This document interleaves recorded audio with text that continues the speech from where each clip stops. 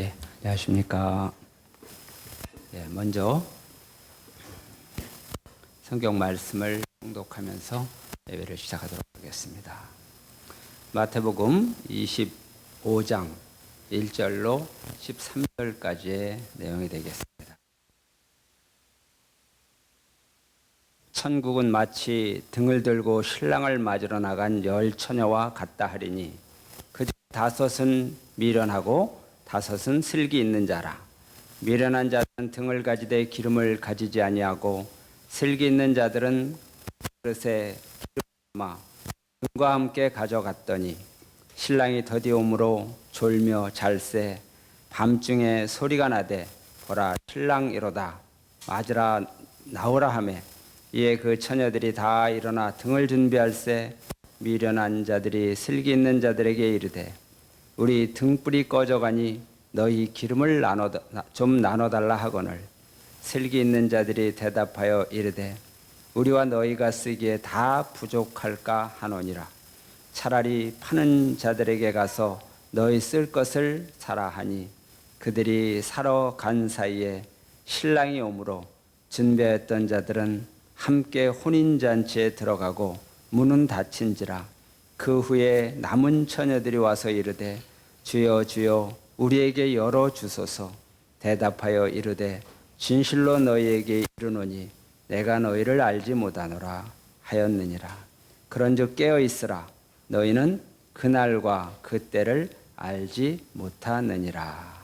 네. 이제 8월 25일입니다. 8월 달에는 여러 가지 일이 많이 있었는데 무엇보다 우리에게 소중한 우리 참 아버님의 천주 성화 7주년의 그 행사를 우리가 다 같이 정성으로 봉헌해드린 그러한 시간이었습니다. 천주 성화절을 이렇게 보내면서 우리의 마음도 뜨거워졌고 그 다음에 이 뜨거운 이 날씨이기도 했는데요. 이때 또 중요한 일들이 좀 이 8월에 있었습니다. 저는 개인적으로 이 8월에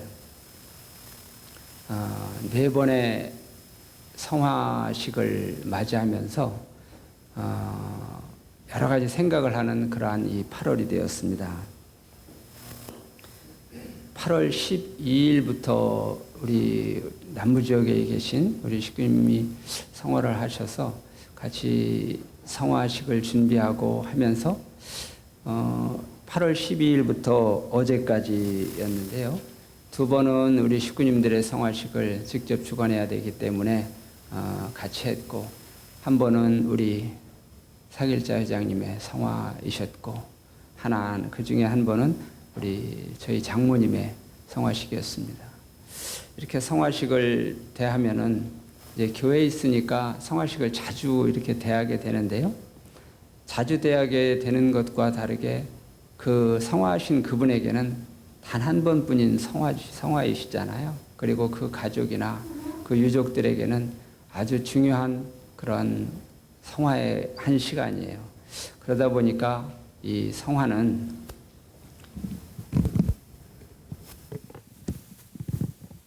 성화를 대하는 마음은 정말로 이 결연할 수밖에 없어요.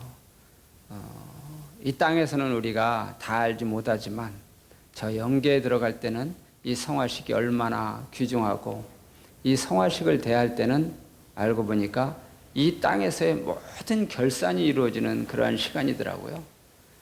그런 것을 자꾸 느끼게 되면서 이 성화식이라는 것을 대하는 이 마음이 정말로 가장 심각하고도 아주 중요한 그런 내용이다라는 생각을 갖게 됐는데요. 이 네 번의 성화식을 대하면서 어떻게 보면 이렇게 반으로 쪼개지는 듯한 그런 느낌을 받았습니다. 잘 준비된 삶, 그리고 잘 준비된 성화식, 또한 그렇지 못한 성화식이 또 있을 수 있겠죠. 성화식을 준비하는 것이 아니라 어쩌면은 지금 살아가는 그 삶 자체가 성화의 그 한 시간을 준비하는 것이라고 할 수 있지 않겠습니까?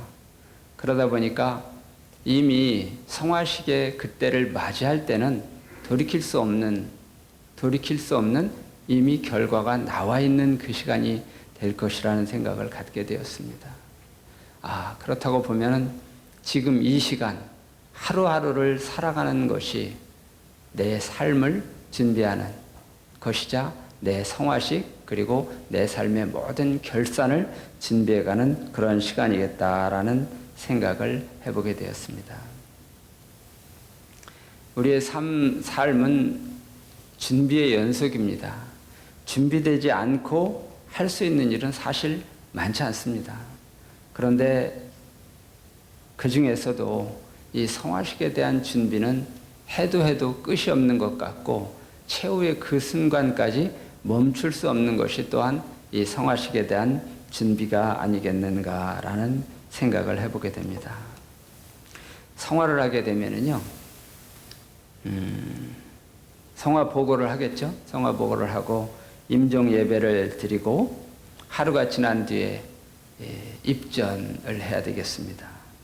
입전을 한 다음에 그 이튿날은 이제 성화식을 맞이하고 원전식까지 이렇게 진행이 돼야 되는데 이런 것들을 누가 다 이렇게 알아서 스무스하게 다 이렇게 진행을 해 주느냐 하면은 그게 참 쉽지 않잖아요.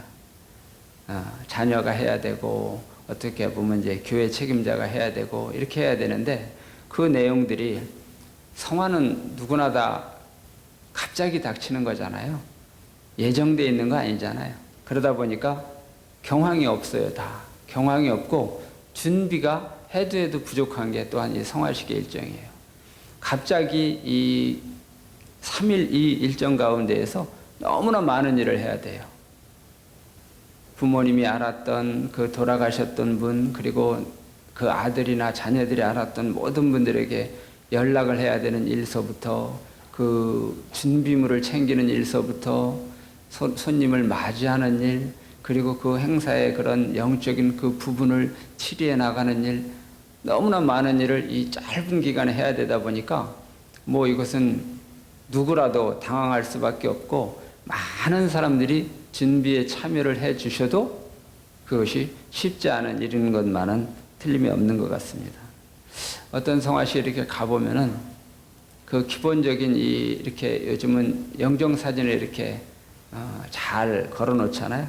근데 그게 또 준비 안 돼 있는 것을 보면 참 안타깝고 그런 적도 있고 또 우리 성화식을 저거 하시다 보면은 양력을 그분의 살아온 그 삶을 쫙 한번 이렇게 마지막으로 정리를 해드리고 싶은데 어디서 태어났는지 그 부모가 누구신지조차도 확인이 안 되는 경우도 있고 하물며 우리 교회의 공적 언제 입교하셔서 어떠한 하늘 앞에 보고할 이런 공적을 이야기해 드리고 싶은데 그거를 좀 확인할 길이 없는 그러한 분들도 간혹 있고 그렇더라고요.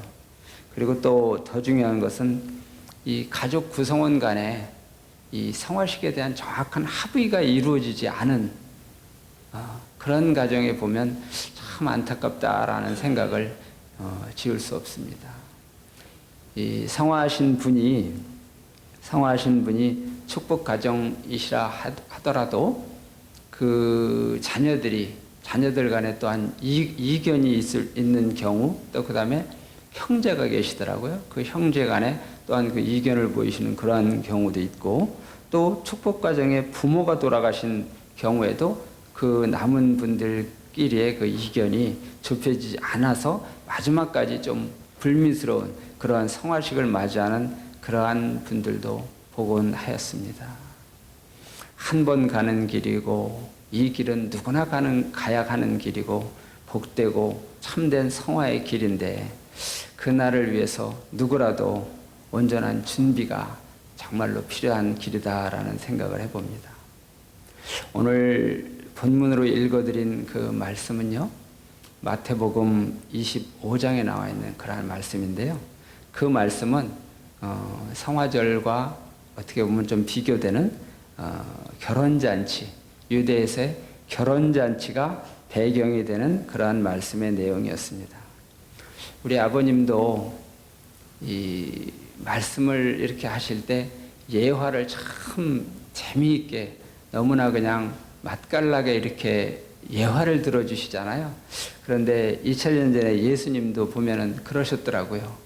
어떻게 이렇게 예화를 들으셨을까 싶을 정도로. 그런데 2000년 전에 우리하고 문화도 다른 그 유대 땅에서 그 유대 문화를 중심 삼고 이 예화를 들으신 내용인데, 오늘 우리가 이 먼 시간적 한계와 공간적 한계를 넘어서서 우리가 들어도 야, 저런 말씀은 바로 우리에게 주신 말씀이구나 라는 느낌이 올 정도로 그 예화를 이렇게 들어주신 내용이 여러 가지가 있습니다. 그 중에서 이 마태복음 25장 1절로 13절에 우리가 흔히 알고 있는 열 처녀의 비유죠. 우리가 너무나 많이 예배에 목사님들이 활용을 하셨고 말씀으로 우리가 이해를 하고 있는 그러한 내용입니다. 예수님 시대의 결혼 풍습에서는요, 결혼식을 할 때 장가를 들러오는 이 신랑을 신부 측에서 세운 들러리가 맞이하는 그러한 풍습이 있었다고 합니다. 그 중에서도 형편이 되면은 10명의 들러리를 세워서 이렇게 맞이하는 것은 예배의 이 결혼식의 격을 살려주는 그러한 내용이라고 하는데요. 정중하게 맞아들이기 위해서 10명을 이렇게 세웠는데, 그 중에 10명의 이 들러리가 신부의 친구가 될 수 있고, 그렇게 처녀들이 이렇게 맞아러 갔는데, 그 중에서 5명은 등불을 준비해서 끝까지 오는 신랑을 맞이해서 결혼식장에 들어갔는데 5명은 들어가지 못한 그러한 예가 되겠습니다. 왜 여기서 5명은 들어가고 5명은 들어가지 못했을까라는 이런 생각을 한번 여러분들도 한번 해주시기 바랍니다. 굳이 왜 5명이라는 이런 숫자를 남겼을까 하는 내용인데요. 신랑이 언제 올지 모르니까 처녀들은 다 등을 준비했습니다. 그런데 여기서 등을 준비했다라는 것은 어둠을 준비했다라는 얘기가 되겠습니다. 어둠이라는 것은 이런 밤중이 되어 이렇게 빛이 없어서 어둠이 있지만, 이 어둠이라는 것은 또 한 번 생각해 보면은 장애이기도 하고 위기이기도 하고 신앙길을 가다 보면 맞이해야 될, 우리가 거쳐가야 될 그러한 어떠한 강이기도 하다라는 생각을 한번 해보게 됩니다. 자, 이 열 처녀가 기분 좋은 이 축제를 준비하는 그 마음으로 맞으러 나갔어요. 나갔는데 이 신랑이 언제 올지 몰라요. 약속도 안 돼 있어요. 온다는 것은 확실한데 언제 올지 몰라요. 기다리다가 지쳤어요. 그러다 보니까 졸려워요. 어떤 사람은 잠도 자요. 그러다가 큰 소리로 신랑이 왔다라는 소리가 들려가지고 모두가 벌떡 일어나서 자기의 본연의 임무인 신랑을 맞으러 나간 거예요. 나갔는데 5 처녀는 슬기 있는 5 처녀라는 표현과 함께 등잔과 함께 기름을 준비했어요. 그 등잔이 이제 오랜 시간 불에 타는 것이 아니니까요. 그걸 공급해 줘야 돼요. 한 번 하면은 한 1시간도 탈 수 있고, 그러니까 또 이렇게 채워주고 해야 되는데 벌써 잠을 자고 할 정도니까 몇 시간이 흘렀기 때문에 이 5 처녀는 어리석은 슬기가 없는 그러한 5 처녀는 기름을 준비하지 못하고 금방 올 거라고 생각해서, 신랑을 금방 올 거라고 생각해서 준비했는데 기름이 떨어져 가요. 이제 신랑이 와서 온다는 소리가 났으니까 이 들러리의 사명을 하기 위해서 맞으러 나가야 되는데 기름이 없어요. 그러니까 옆에 있는 사람들에게 기름을 좀 꿔달라 하니까, 우리도 쓰고 너희도 쓰려면은 둘 다 부족할 수 있으니까 저기 기름 파는 자에게 가서 사와라, 이렇게 이야기를 해주니까 그럴 수밖에 없구나 해가지고 이 5 처녀는 기름을 사러 갑니다. 그런데 그 사이에 신랑은 당도하고, 그 신랑을 당도한 신랑을 맞이한 이 기름을 준비한 5 처녀는 들어가서 결혼잔치에 합류하고, 나머지 5 처녀는 늦게 도착하여 문을 두드려서 열어달라 간청을 하지만 돌아온 대답은 매우 차가운 대답이 들어옵니다. 주여, 주여, 열어주소서. 우리도 함께 할 수 있게 해 주소서. 이렇게 간청을 하는 그 5 처녀에게 나는 너희를 알지 못한다. 그러면서 깨어 있어라. 그날과 그때는 너희가 알지 못한다. 이런 대답을 주는 거예요. 야, 그런데 한번 우리가 생각을 해볼까요? 이 등잔이 없다고 아무리 껌껌해도 등잔이 없어도 옆에 있는 5 처녀가 등잔을 갖고 있잖아요. 이 햇볕이라는 것이 아무리 그래도 이 불빛이라는 것이 옆에 있는 사람하고 같이 이렇게 어울렁더울렁 해가지고 같이 들어가면 되잖아요. 그런데 이 5 처녀는 그럴 생각을 하지 않았고 그러지 않았어요. 쉽게 말해서 그럴 수 없었다는 이야기입니다. 왜 옆에 이 빛이라는 것은 한 등잔 하나만 켜도 많은 사람이 충분히 5명 정도는 안 되면 3명 정도는 언제든지 그 불빛을 가지고 할 수 있었을 텐데 왜 그랬을까 생각해 보니까 이 불빛은 바로 그러한 우리가 알고 있는 그 불빛만은 아니었겠구나라는 생각을 해보게 되는 거예요.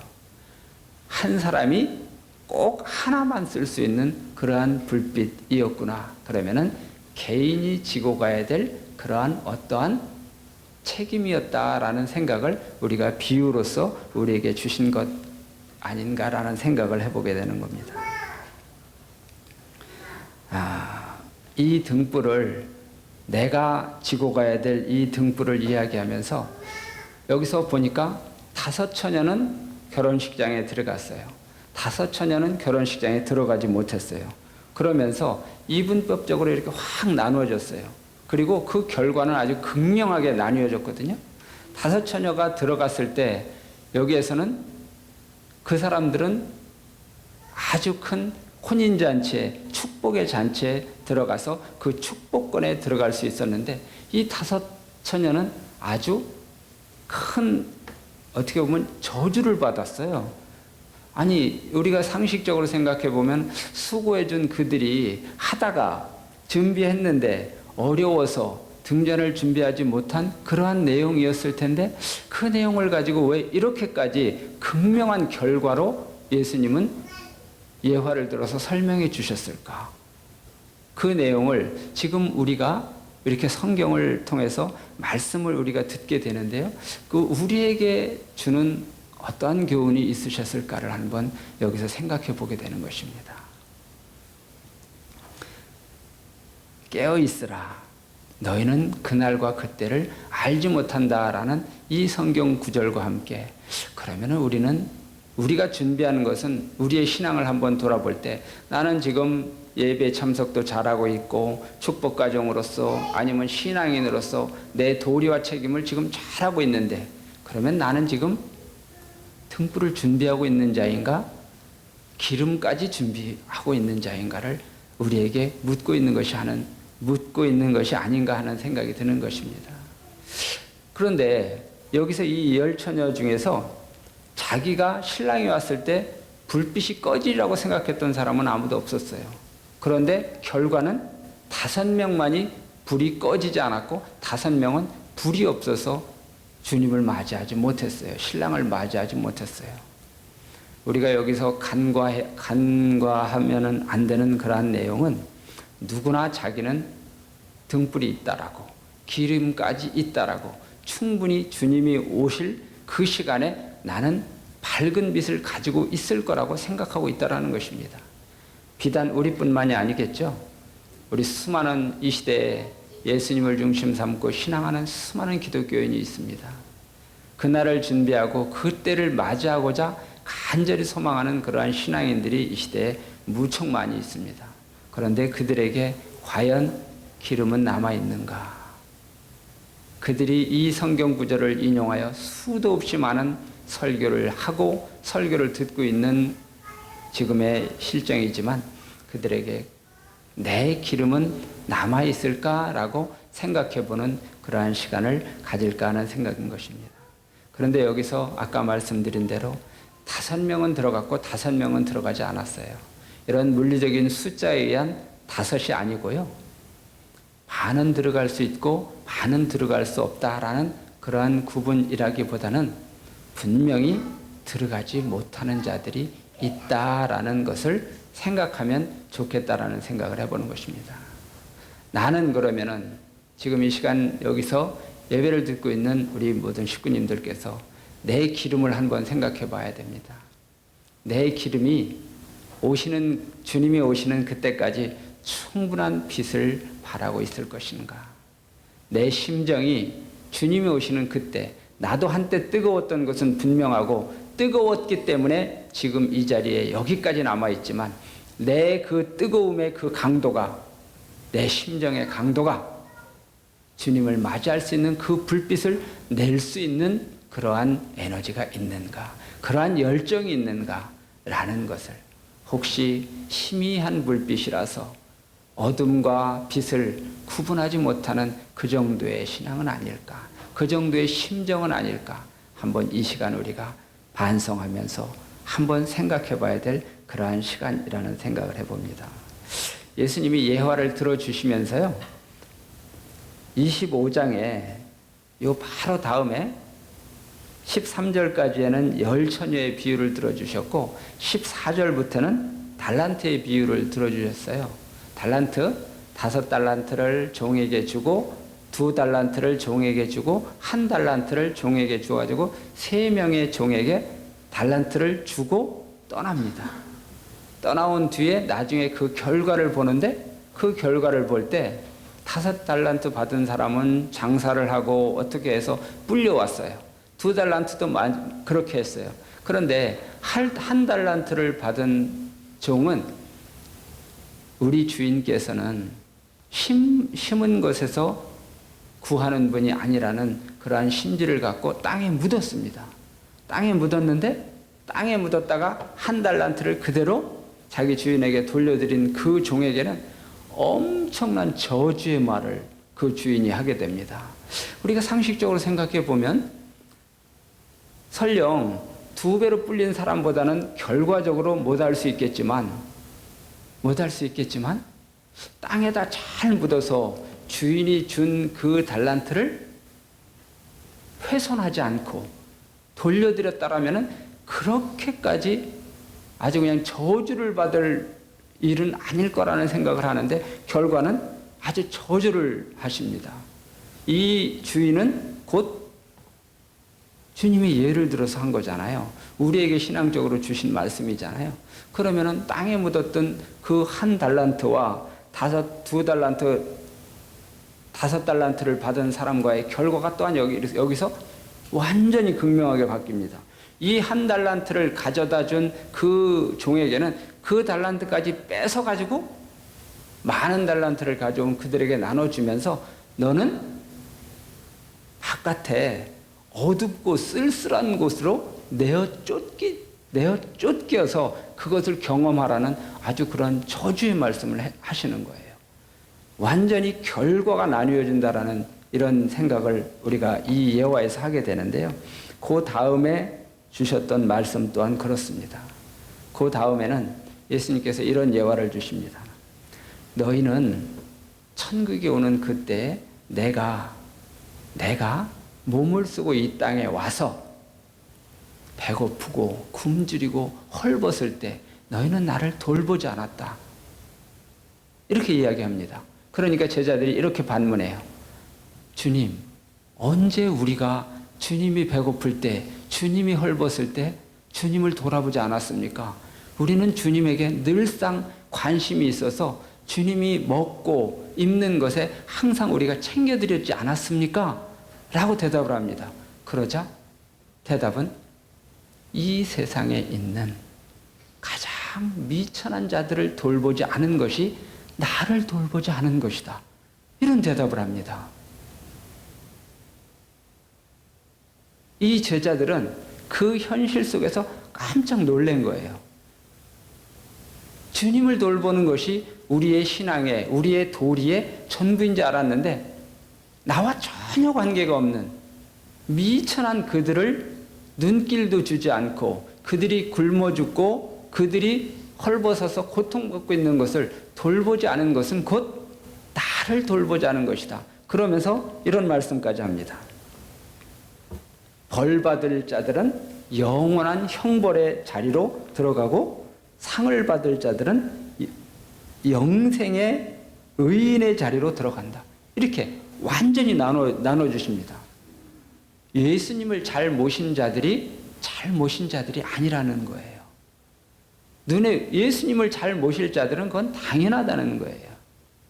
그런데 우리가 부모님 곁에서 부모님을 따르고 부모님을 모시는 자들은 아마 많이 있을 거예요. 그런데 우리 식구들, 이름도 없고, 어떻게 보면 우리 국제가정들, 돈도 없어서 헌금도 제대로 못해, 일요일까지 일해가지고 예배도 제대로 못 와서 아침 예배 때 잠깐 얼굴을 들여다볼 수밖에 없는, 그리고 왔다가도 식구들하고 반갑게 인사할 수 있는 그러한 심정적인 사회적인 환경이 준비 안 돼서 그냥 온 듯이 간 듯이 그냥 부모님, 하늘 부모님만 그냥 만나고 가는 것으로만 만족하는 그러한 식구들, 환경이 어려워서 여러 가지 심정이 어려워서 그런 식구들을 우리가 돌보지 않았다라면, 그런 식구들이 있는지 없는지도 몰랐다라면, 그 식구들을 돌보지 않은 것이 이 성경의 예화대로라면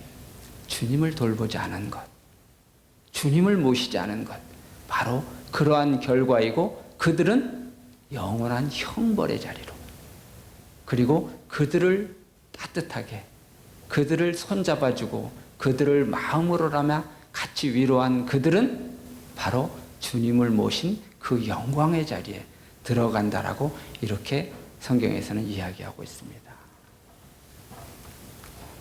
신앙길을 가면서 부모 형제나 주변의 도움이 큰 힘이 될 때가 많이 있습니다. 그런데 결국 성화의 길을 혼자 갈 수밖에 없고 혼자 준비할 수밖에 없듯이 개인에게 주어진 책임이라는 것은 누구도, 주변에 있는 식구는 물론이거니와 부모, 형제도 대신해 줄 수 없는 그러한 길이 있을 거라는 생각을 해봅니다. 그러나 그 길에 있어서 우리가 보는 그 시각, 우리가 보는 관점은 과연 올바른가라는 것을 우리가 이 시간 다시 한번 생각해 보게 됩니다. 내가 보는 것이 과연 주님이 원하는 바로 그것이었던가?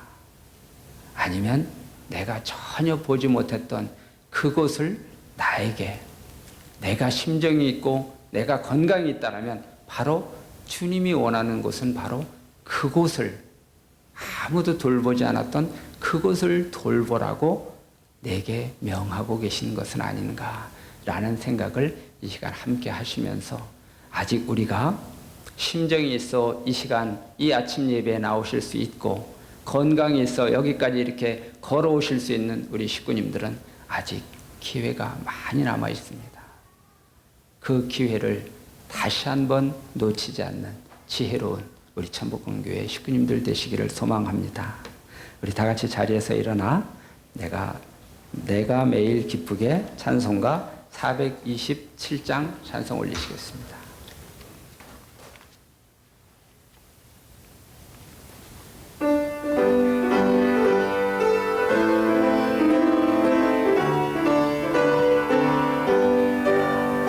내가 매일 기쁘게 쓸 얘기 행함은 주의 팔이 나를 안보함이요, 내가 주의 큰 복을 받는 참된 비결은 주의 영이 함께함이라. 성령이 계시네, 할렐루야 함께하시네. 좁은 길을 걸으며 밤낮 기뻐하는 곳 주의 영이 함께함이라. 전에 죄에 빠져서 평안함이 없을 때 참부모님 크신 사랑 힘입어 그 발 아래 엎드려 잠든 평화 얻음은 주의 영이 함께함이라. 성령이 계시네, 할렐루야 함께하시네. 좁은 길을 걸으며 밤낮 기뻐하는 곳 함께함이라. 나와 동행하시고 모든 염려하시니 나는 숲의 새와 같이 기쁘다. 내가 기쁜 마음으로 주의 뜻을 행함은 주의 영이 함께함이라. 성령이 계시네. 할렐루야 함께하시네. 좁은 길 걸으며 밤낮 기뻐하는 것 주의 영이 함께함이라. 세상 모든 욕망과 나의 모든 정욕은 십자가에 이미 못을 박았네. 어두운 밤이 지나고 무거운 짐 벗으니 주의 영이 함께함이라. 성령이 계시네. 할렐루야 함께하시네. 좁은 길을 걸으며 밤낮 기뻐하는 것 주의 영이 함께함이라. 존귀하신 하늘 부모님, 천진 참부모님, 한없는 사랑에 감사드리옵나이다. 살아도 산 것이 아닌 삶을 살 수밖에 없는 우리에게 새 생명을 말씀으로 빚어주시고 축복해 주신 은사 앞에 감사드리옵나이다. 살아가는 하루하루가 하늘 부모님 앞으로 나아가는 준비의 시간인 것을 모르고 하늘 부모가 누구인지도 모른 채 살아가는 이 세상에 어리석은 자녀들을 용서해 주시옵소서. 6천년 만에 복귀된 조상으로 보내신 참 부모님에 의해 축복의 무리로 희망차게 세워주신 것이 바로 우리들인 것을 생각할 때 우리의 이 부족한 모습이라도 하늘이 얼마나 소망의 대상으로 지켜보고 계시다는 것을 알고 있사옵나이다. 지금 비록 우리가 부족하여 어둠이 완전히 가시지 않았지만 머지않아 여명이 가까워 오고 있음을 우리가 알고 있사옵나이다. 그날이 오면 우리가 참 부모님과 함께한 이 섭리의 시간이 얼마나 귀중한 시간이었음을 누구라도 알게 될 것을 저희가 확신하옵나이다. 어둠 속에서 강렬한 빛을 보시는 참 어머님의 수고로우신 노정에 감사드리옵고 우리도 끝까지 함께할 것을 이 시간 다짐하옵나이다. 무더운 8월의 마지막 성일 이 아침 예배를 허락해 주신 은혜를 감사드리오며 이 시간에 정성으로 함께한 사랑하는 천복궁교회 식구님들의 그 정성 하나하나를 기억해 주시옵소서. 모든 전체를 하늘 앞에 맡겨올 적에 축복중심가정 임영호 이름으로 축원하며 보고 올려 아뢰옵사옵나이다.